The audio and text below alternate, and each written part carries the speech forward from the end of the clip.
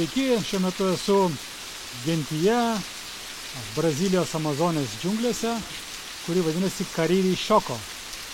Jų yra likę apie 6000 žmonių. Jie gyvena labai paprastą gyvenimo būdą. Gyvena gamtoje, turi šiek tiek kiaurą stogą virš galvos, miega štai tokiuose hamakose naktim, maitinasi žuvimi, kurią pagauna upėje, su tokiais planteinais, tai yra bananai, panašaus skonio į bulves.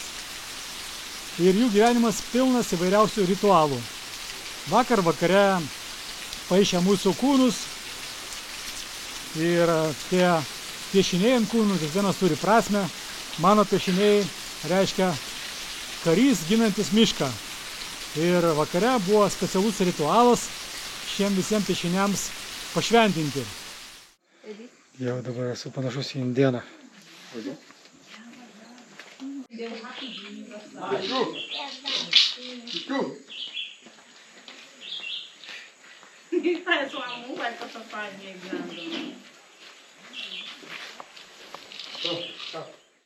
Kiekvieną ritualą jie pradeda kreipdamiesi į savo protėvių dvasią ir į Dievą, prašydami leidimą tą ritualą atlikti. Ritualo metu jie dainuoja savo liaudies ritualinės dainas ir šoka labai įdomius šokius.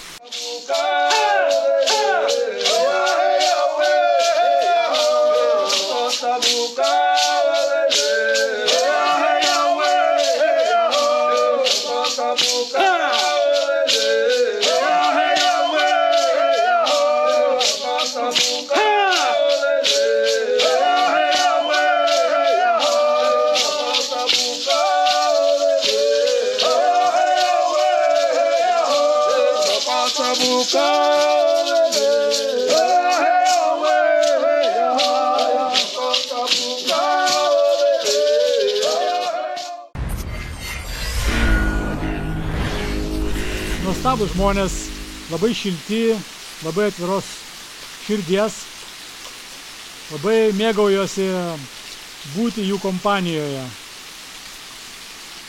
Šiandien vakare turėsime žiurema ceremoniją.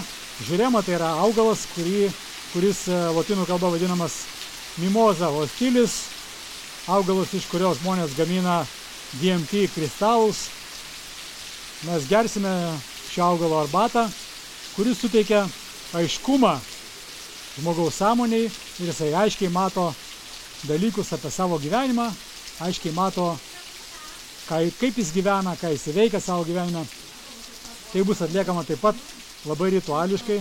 Laukiu šio vakaro, bus labai įdomi patirtis.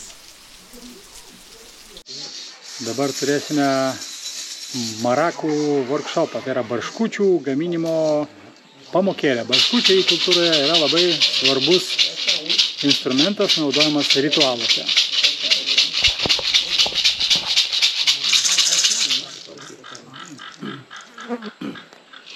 Todo mundo aqui já?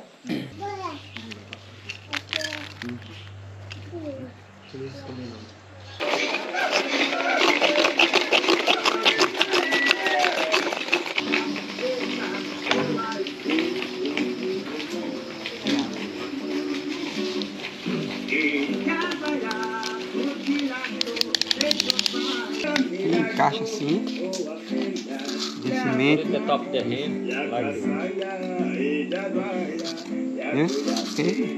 Viu? Štai mano maraka, atrodo taip, su lietuviškais simboliais.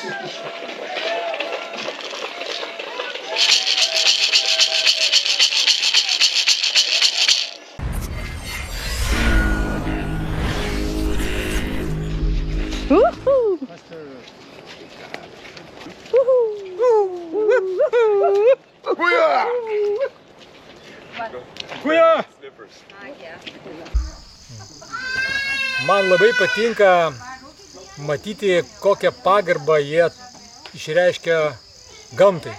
Pavyzdžiui, šiandieną maudėmės upelyje ir kai išsimaudėm, jie sušoko padėkos upeliui ir miškui, kuriame upelis teka, šokį. Labai gražu.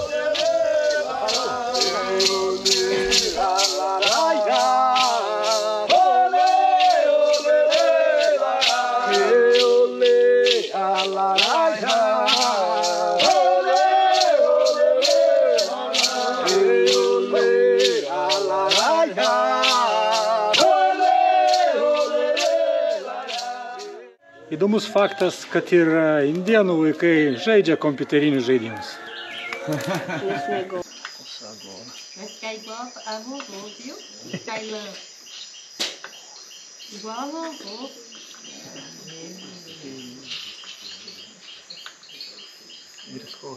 Mãe.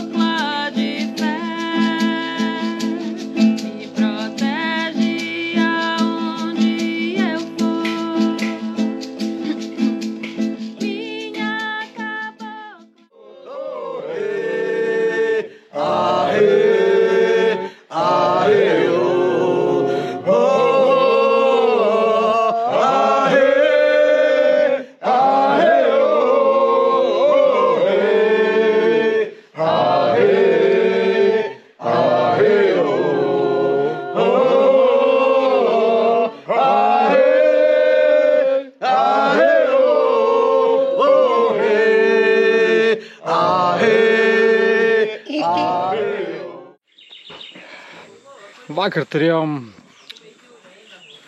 žiurėmos ceremoniją. Tai tokia labai koncentruota žiurėmos arbata. Karti kaip pelynas.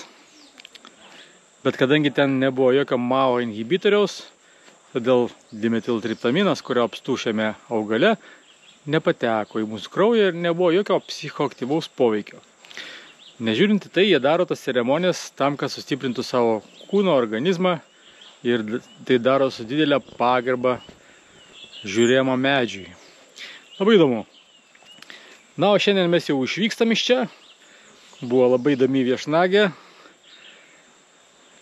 Apie ją prisiminimus kels piešiniai ant veido, kurie pasak jų turėtų išnykti per 2 savaitės. Tai ten, kur būsiu dabar, Valė de Kapau, gyvena daug hipių ir jiems vienodai, kaip ten mes atrodom, bet tikiuosi nusivalys iki skrydžio į Lietuvą, nes muitininkai gali keistai pasižiūrėti į mano veidą. Iki kitų pasidalinimų.